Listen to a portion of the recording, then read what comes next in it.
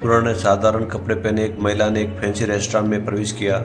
सभी ग्राहक जो पहले से वहां बैठे थे उसे तिरस्कार भरी दृष्टि से देखते हैं। वह महिला फटी पुरानी ड्रेस पहने हुए थी और देखने में गरीब लग रही थी। परिचारिका तुरंत उसके पास दौड़ी।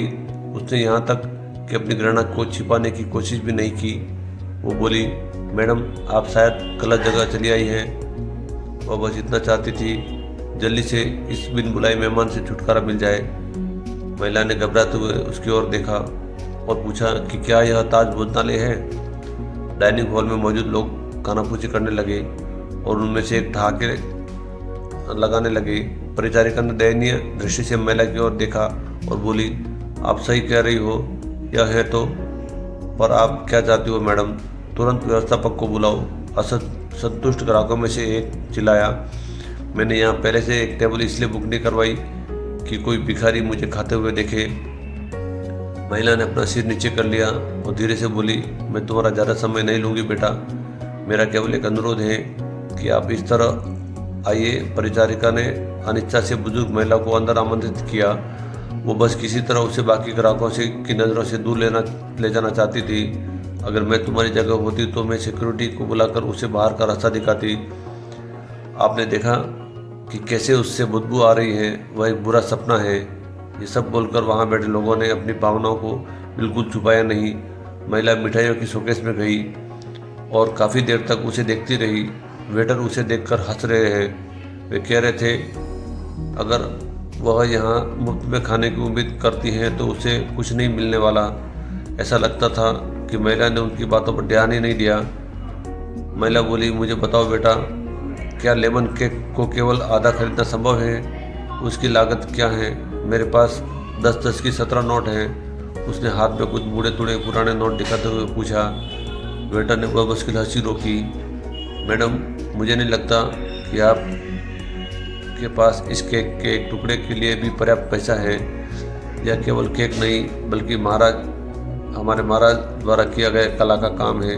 इसके अलावा हम इसे आधे में नहीं बेचते। गरीब महिला शर्मसार हो गई।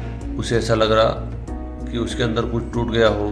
धीरे धीरे वो निराश कदमों से चलते हुए बाहर निकलने लगी। अचानक उसे रेस्टोरेंट में के कोने में अपनी पत्नी के बगल में बैठे सैन्य वर्दी में पहने एक व्यक्ति ने बुलाया, मैडम कृपया यहाँ आओ, आप बहुत निराश लग रही हैं, कुछ हुआ है? उसने चेहरे पर मुस्कान के साथ पूछा, मेरी बेटी वह बहुत बीमार थी।